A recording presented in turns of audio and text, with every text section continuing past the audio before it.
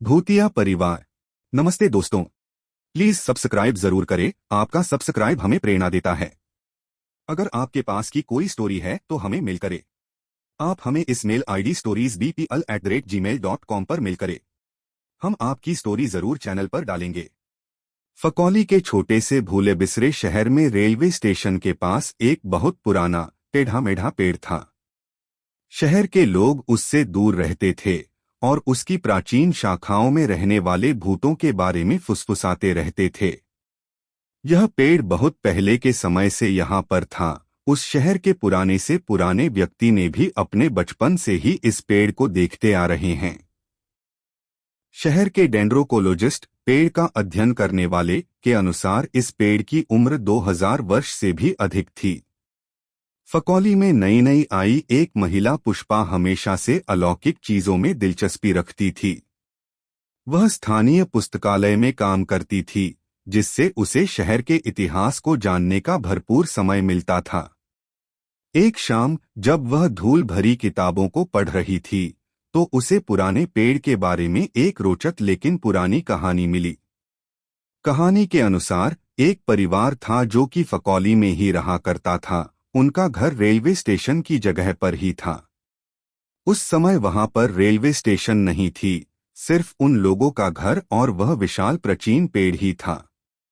उस परिवार के साथ घटना हुई जिसमें उनका घर पूरी तरह से जल गया, लेकिन उस विशाल आग में वह पेड़ बच गया जो कि घर के बगल में ही स्थित था। तब से परिवार की आत्माएं पेड़ पर भटकती हैं और अपनी असामयिक मृत्यु पर शोक मनाती हैं। इस कहानी को पढ़कर पुष्पा के तनमन में एक अलग ही तरह का रोमांच और उत्सुकता का जन्म हुआ। पुष्पा अब उस पुराने पेड़ के बारे में और जानना चाहती थी। इसलिए पुष्पा ने उस पुराने पेड़ की जांच करने का फैसला किया। वह शाम के समय पेड़ पर गई, जब स्टेशन पूरी तरह से सुनसान था। उसके आसपास की हवा अस्वाभाविक रूप से ठंडी थी। पुष्पा ने अपने बैग से अपना कैमरा निकाला और उस पेड़ के अलौकिकता को कैद करने की उम्मीद में तस्वीरें लेना शुरू कर दिया। घर में जब वह तस्वीरों की समीक्षा कर रही थी, तो उसने तस्वीरों में कुछ अजीब देखा।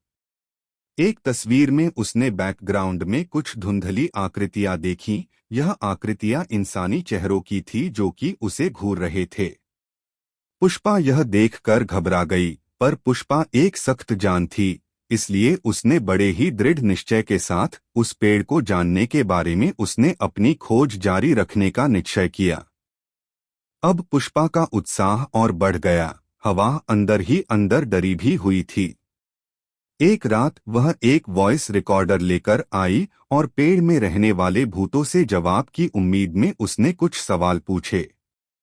अचानक एक कराहती लेकिन भारी आवाज सुनाई दी जो कि काफी ठंडी आवाज थी, हमारी मदद करो। पुष्पा ने जब वह आवाज सुनी तो उसके दिल धक हो गया। एक पल के लिए उसका दिल रुक सा गया था। उसे पसीने आने लगे। उसके आश्चर्य की सीमा ही नहीं थी। उसके अंदर डर और उत्सुकता का मिश्रित भाव था। पेड़ से आने वाली जब दोबारा आई तब समझ में आया कि आवाज क्या कह रही है। पुष्पा रोमांचित और भयभीत दोनों थी। उसे और जानने की जरूरत थी। वे जानना चाहती थी कि वह मर चुका परिवार अभी भी इस पेड़ में क्यों रुके हुए थे। पुष्पा उनकी मदद करना चाह रही थी, लेकिन लाख प्रयास करने के बाद भी दोबारा कोई आवाज नहीं आई। पुष्पा ने हफ्तों तक अपनी खोजबीन जारी रखा। खोजबीन के बाद पुष्पा को लाइब्रेरी के अभिलेखागार में एक पुरानी पत्रिका मिली। पत्रिका में पेड़ में रहने वाले भूतिया परिवार के बारे में छपा था। इस परिवार का मुखिया माधव था। यह मैगजीन आग लगने के कुछ दिन बाद ही छपी थी, जो कि घर में आग लगने के बारे कई जानकारियों को स्पष्ट करता है। आग कोई दुर्घटना नहीं थी। माधव ने पाया था कि शहर के मेयर रेलवे के लिए परिवार की जमीन हासिल करने के लिए बेताब था, इसलिए मेयर के गुंडों के द्वारा माधव के घर में जानबूझकर आग लगाई थी। इस जानकारी का पता चलने के बाद पुष्पा देर रात 12 बजे के बाद पेड़ के पास वापस आ गई। इस बार आत्माएं अधिक स्पष्ट रूप से दिखाई दीं, उनके चेहरे पर उदासी झलक रही थी।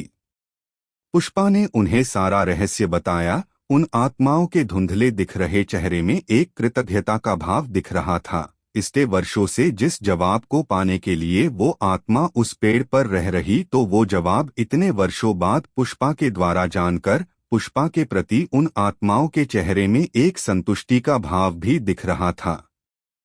पुष्पा अब वहां से जाने के लिए मुड़ी और घर की दिशा में आगे बढ़ने लगी। तभी उसे अचानक ठंड का एहसास हुआ। तापमान गिर गया और उसने महसूस किया कि वह हिल नहीं सकती। भूतिया परिवार ने उसे घेर लिया। उनके भाव दुख से बदलकर अब बदले और गुस्से के हो गए थे। हम नहीं जा सकते, माधव की आत्मा ने कहा। हमें अपनी खोई हुई जिंदगी वापस चाहिए और इसके लिए हमें एक जीवित आत्मा की आवश्यकता है।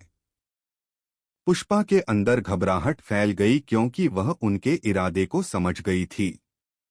उसने संघर्ष किया, लेकिन भूतिया हाथों ने उसे कसकर पकड़ रखा था। जैसे जैसे उसके शरीर से प्राण निकल रहे थे, उसकी दृष्टि धुंधली होती जा रही थी और अंतिम में वह हार गई और उसके शरीर में अब उस भूतिया परिवार का कब्जा हो चुका था। वह भूतिया परिवार कई वर्षों से पेड़ के पास आने वाले लोगों को अपना शिकार बनाता है। उस परिवार के सभी सदस्य एक एक करके शरीर का उपयोग करते थे और कुछ महीनों में उस शरीर को छोड़ देते थे। फकौली एक रहस्यमय जगह थी जहां कई वर्षों के बेजान लाशें मिलती आई थी। अगर पुष्पा पुस्तकालय में इन खबरों को भी पढ़ती तो शायद वह उस पेड़ से दूर रहती और शायद आज जिंदा होती। Please like, share and subscribe.